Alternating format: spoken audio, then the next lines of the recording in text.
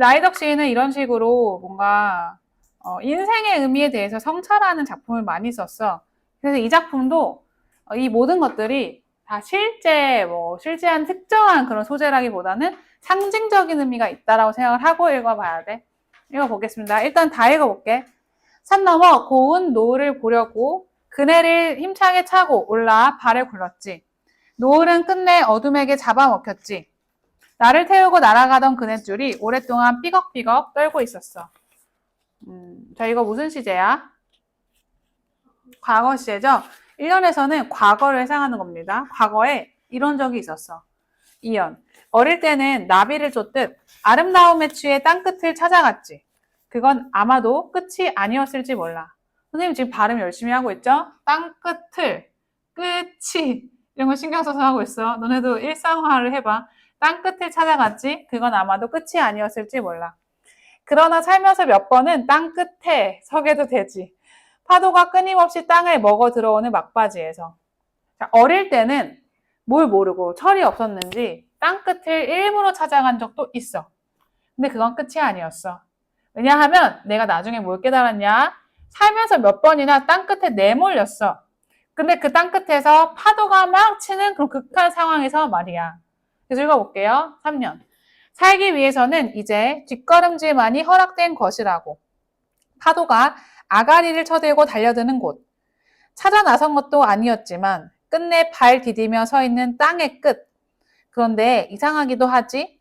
위태로움 속에 아름다움이 스며 있다는 것이. 땅끝은 늘 젖어 있다는 것이. 그걸 보려고 또 몇 번은 여기에 이르리라는 것이. 하면서 끝났습니다.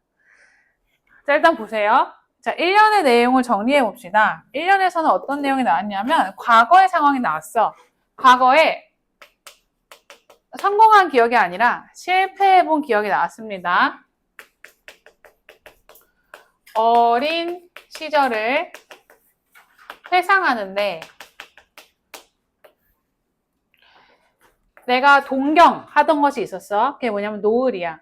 노을을 보고 싶었어.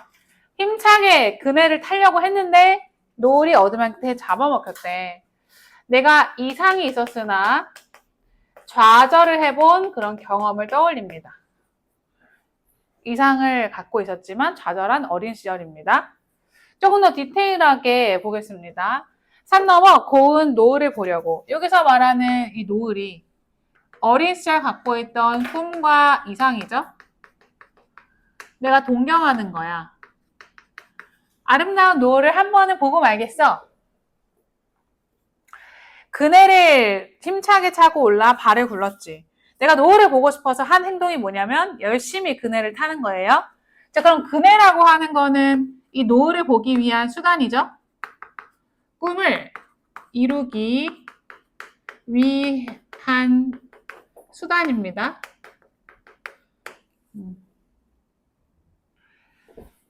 열심히 발을 구르고 차고 올랐지. 이거는 열심히 노력했지. 이런 뜻이야.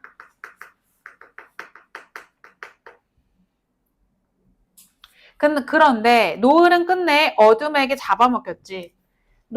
아름다운 노을이 어둠 때문에 잡아먹혔대. 자, 그럼 어둠은 완전 마이너스, 부정적인 의미죠. 어둠은 꿈의 좌절입니다. 그리고 내 인생에 닥친 시련 같은 거야.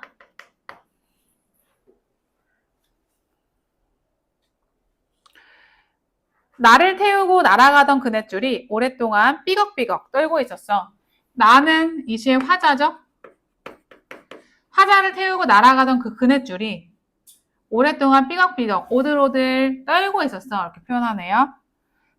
사실 화자가 느끼는 좌절, 절망감인데 좌절 다시 실패하면 어떡하지 하는 그런 두려움이 있겠지. 화자가 느끼는 좌절과 두려움인데도 불구하고 그네줄이 떨고 있었어 라고 표현하는 거 이건 뭐냐? 그치? 의인법이자 감정이입법입니다.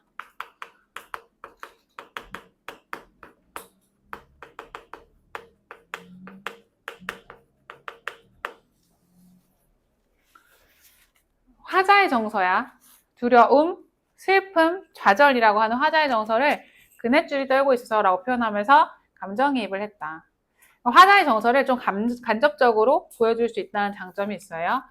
자, 다음 삐걱삐걱이라고 하는 표현상의 특징도 보이네. 이거 뭐야?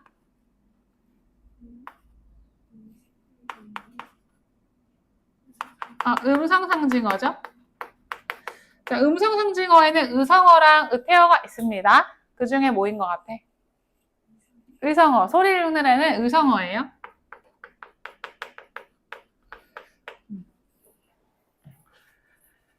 자, 그 다음에 노을이랑 어둠이라고 하는 게 서로 대립적인 이미지를 가지고 있죠? 여기 1년에서 서로 긍정과 부정의 대립적인 이미지가 나와.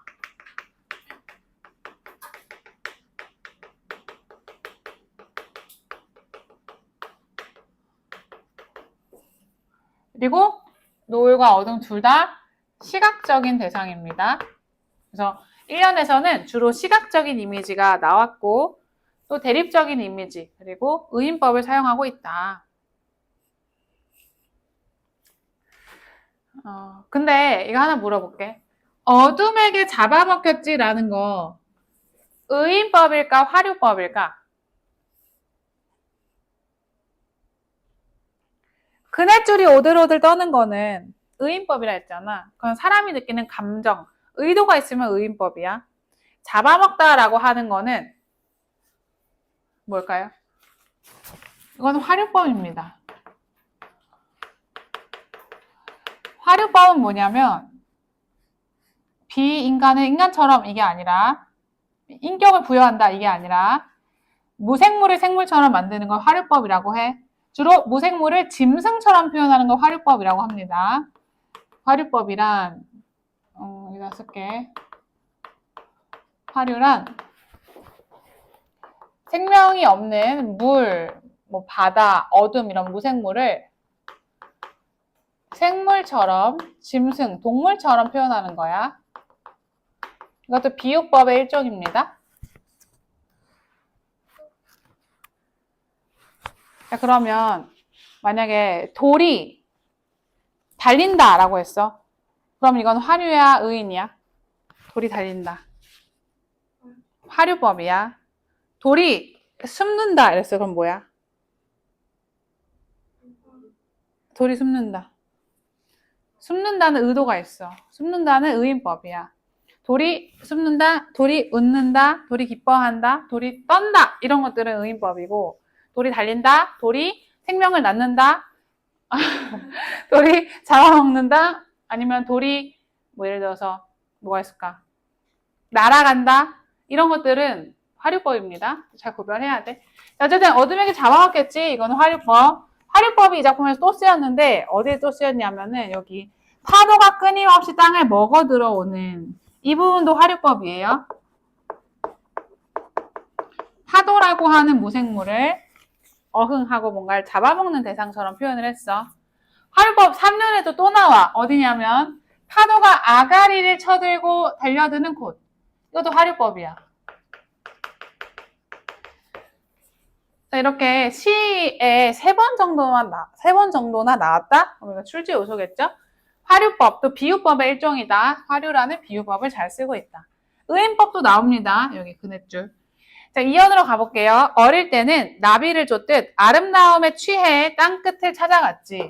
자, 땅끝의 첫 번째 의미가 나옵니다. 땅끝의 첫 번째 의미. 어릴 때 느낀 땅끝은 어떤 공간이냐면 아름다움이 있는 곳이래. 내가 이상적으로 생각하는 아름다움이 있는 곳이야. 마치 이상적인 나비를 쫓아가듯이 아름다움에 취해서 땅끝을 찾아갔었지. 그건 아마도 끝이 아니었을지 몰라. 자, 이거는 무슨 말이냐? 끝이 아니었을지 몰라. 땅끝인데 끝이 아니었다. 좀 이상하죠? 의미가? 어떻게 땅끝인데 끝이 아니야? 이런 걸 우리가 역설적인 인식이라고 부릅니다. 어떤 느낌이냐면 역설법은 아닌데 그 역설법이 아니라 그 문장 속의 의미를 생각을 해봤을 때 역설적이면 역설적인 식이라고 해. 땅끝인데 끝이 아니다. 역설적이죠? 왜 그런지는 이따가 3년에서 나와. 이 깨달음이 3년에 나오는데 일단 넘어갈게. 그러나 살면서 몇 번은 땅끝에 서게도 되지? 자, 여기서 몇 번이나 서게 되는 이 땅끝은 내가 일부러 찾아간 땅끝이 아닙니다. 파도가 열심히 쳐오는 그런 극한 상황에 처하는 거야. 여기서 말하는 땅끝은 내몰려서 가는 공간입니다. 삶의 극한 상황이야. 위기의 순간입니다.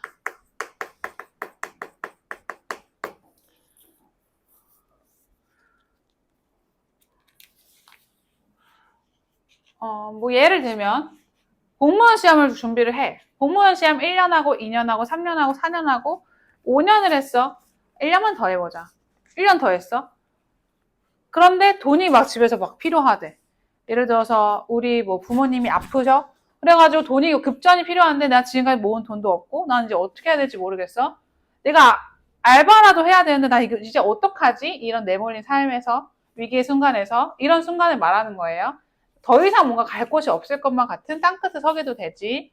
파도가 끊임없이 땅을 먹어 들어오는 막바지에 서게 된대. 그럼 이 파도라고 하는 거는 위협적인 대상이니까 부정적인 대상이겠죠? 파도라는 건 뭐냐면 삶의 시련이야. 삶의 시련과 고난을 의미한다. 자, 이연을 정리해보면 이연은 어떤 상황이냐? 이연도 과거가 나왔습니다.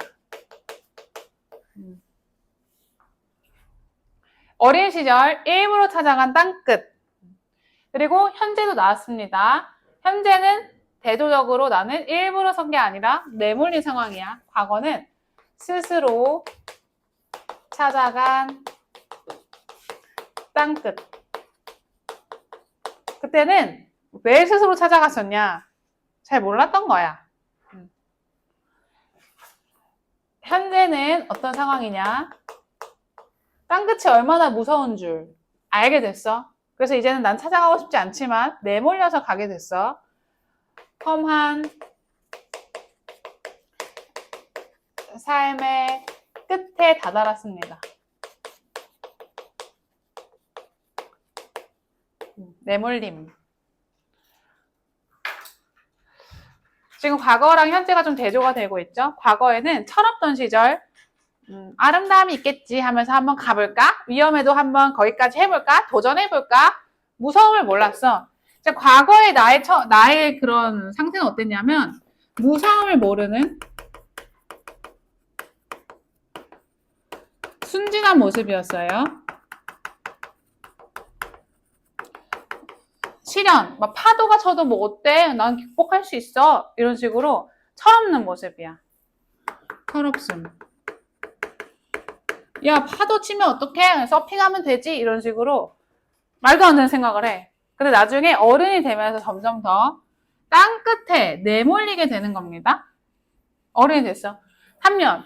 살기 위해서는 이제 뒷걸음질 많이 허락된 것이라고. 앞으로는 더 이상 못 가. 뒷걸음질, 후퇴밖에 못 해. 후퇴라는 거는 사실 도망치는 거잖아.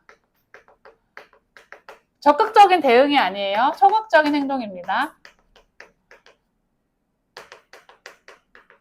뒷걸음질밖에 못하는 것이라고.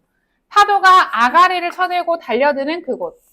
내가 찾아 나선 것도 아니었지만 끝내 발 디디며 서 있는 땅의 끝. 끝내 여기까지 내몰려 버렸습니다. 절박하고 위태로운 순간입니다.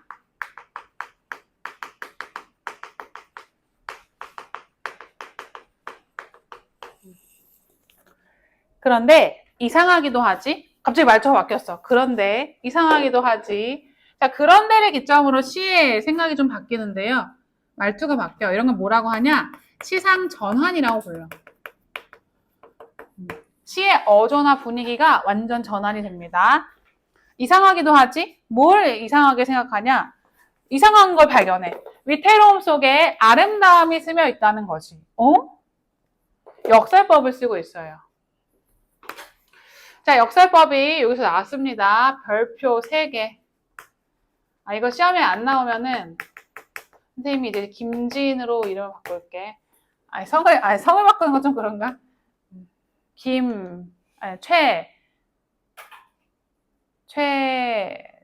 지민으로 바꿀게. 역설법. 역설법이 쓰였습니다. 역설법이란 건 뭐냐면, 좀 정리를 해보자. 역설법이란 모순된 표현을 쓰는 거야.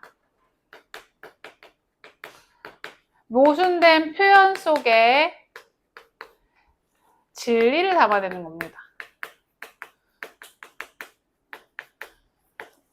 그래서 겉으로 봤을 때는 이 사람 왜 이렇게 말하지? 라는 생각이 드는데 자세히 읽어보면 아, 이런 진리를 깨달았구나 라는 게 드러나.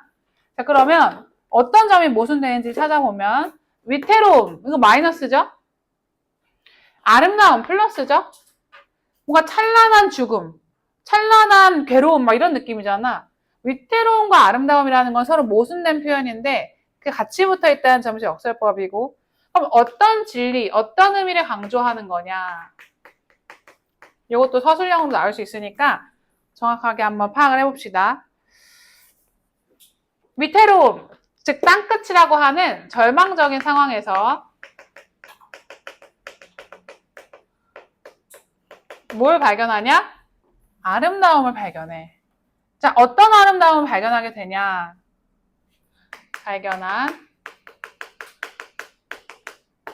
밑에 스포를 해줄게. 땅끝은 늘 젖어 있다는 것이 그걸 보려고 또 몇 번은 여기에 이르라는 것이. 땅끝은 뭘로 젖어 있을까? 그치? 파도가 끊임없이 이렇게 들어오잖아. 바다로 젖어 있어. 그 말은 여기서 땅은 끝났지만 뭐가 시작된다는 거야? 바다라고 하는 새로운 세계가 펼쳐지는 거야. 그러면 난 이제 더 이상 갈 데가 없어. 그 말은 내가 한번 날아가 볼까? 아니면 다른 세계로 가볼까? 지금까지 공부하던 공무원 시험 이런 거 그만두고 한번 새로운 내가 지금 뭐 부모님이 지금까지 해보라고 했던 그런 것들 해볼까? 이런 식으로 새로운 삶의 모습을 찾게 되는 거죠. 절망적인 상황에서 발견한 새로운 희망입니다. 죽으라는 법은 없어. 항상 뭔가 끝난 것 같을 때 또 새로운 시작이 있는 거야. 그런 걸 발견합니다. 땅끝은 늘 바다로 인해 젖어 있다는 것이. 뭘 깨달았냐면 땅끝은 육지의 끝이지만 또 바다의 시작이기 때문에 너무 아름답구나라는 걸 느껴요. 그래서 나중에는 오히려 그걸 보려고 새로운 시작을 보기 위해서 또 몇 번은 여기에 이를 수도 있겠다라고 생각합니다. 새로운 시작을 하는 그 경계를 땅끝이라고 생각을 하면 될 것 같아. 자, 3년의 상황을 정리해보면 3년의 현재가 나왔죠? 현재. 절망적 상황에서 깨달은 삶의 희망입니다. 삶의 희망.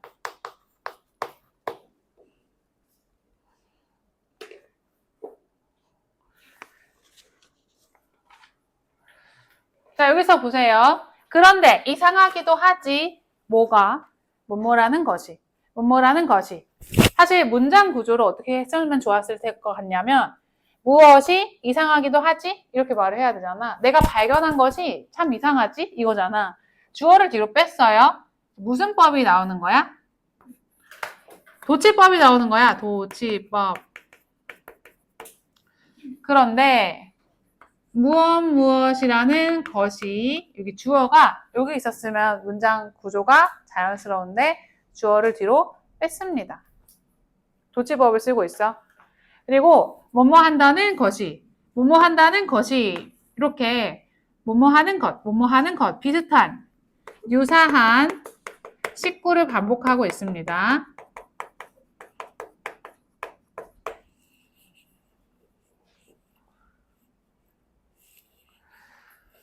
자, 그리고 마지막으로 하나 더 찾아보면은 표현법 뭐뭐 하지라고 하는 지를 제일 많이 쓰고 있어. 이런 종결어미가 반복되는 것도 출제 요소잖아. 우리 많이 풀어봤죠? 뭐 같지? 이거 무슨 문인 것 같아? 평서문이에요. 평서문이야. 평서형 종결어미고 이 종결어미 지는 무슨 체냐면 비격식 체야. 해체야, 해체. 뭐뭐 하지.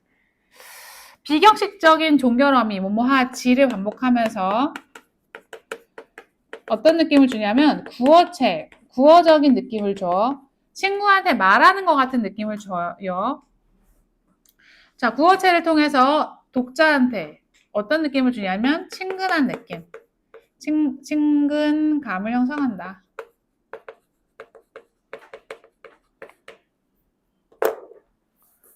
그죠? 중요한 거는 다 한 것 같습니다.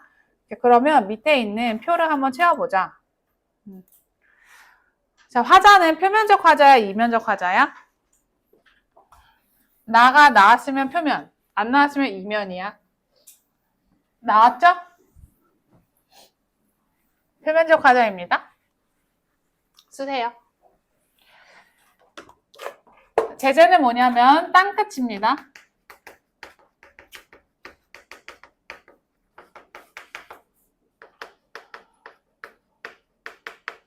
시적 상황은 뭐냐? 화자가 사실을 깨달았어.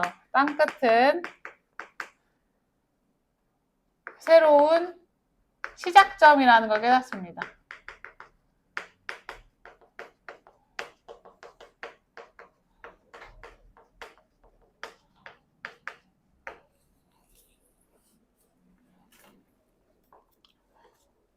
주제는 뭐냐? 절망 속에서 발견한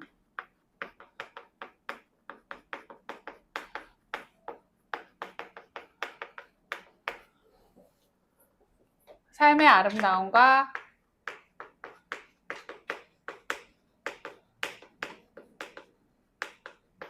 희망. 이거 역설법 금이랑 똑같은데요? 맞아. 역설법에 항상 진리, 즉 주제가 담겨 있어. 자, 그 다음 성격과 어조를 정리해보면 성격은 사색적인 어조다. 곰곰이 생각을 하고 있는 어조. 그리고 1, 2연에서는 과거를 회상하기도 했죠. 회상적인 어조. 그리고 작품에서 역설적인 성격을 드러내고 있고, 그리고 말투가 친근한 구어체입니다.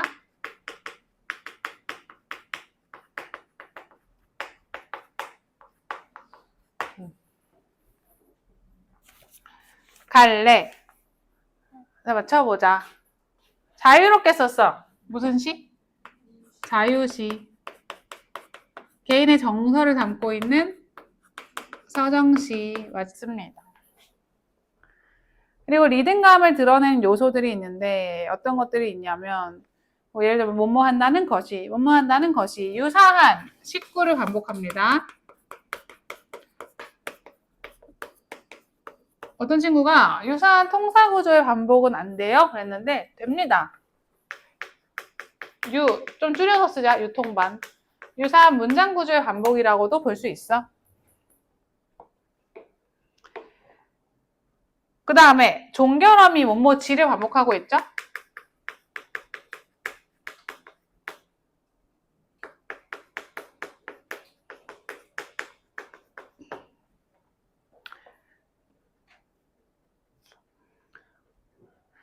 그 다음에 구조적인 측면, 이거는 과거에서 현재로,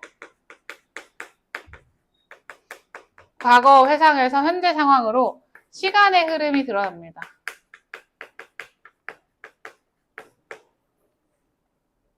어렸을 때 철없던 모습, 현재의 모습. 심상은 시각적인 심상 쓰고 있고요. 시각적인 심상이 가장 두드러져. 노을, 어둠이라고 하는 표현에서 드러나고요. 삐걱삐걱이라는 의성어에서는 청각적인 심상도 드러납니다.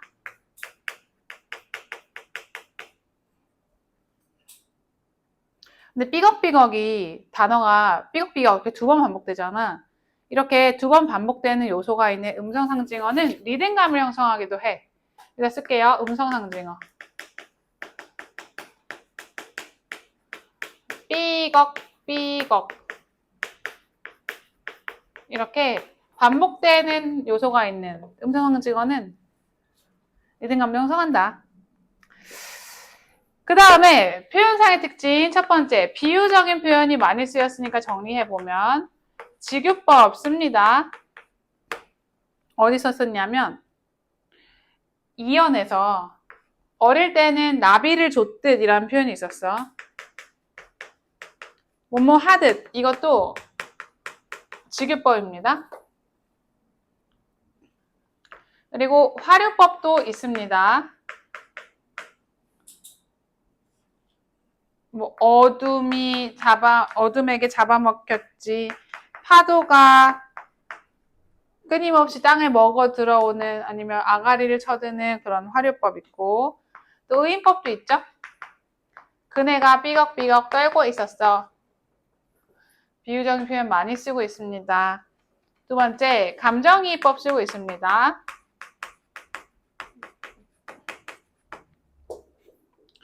마지막 세 번째, 제일 중요한 거.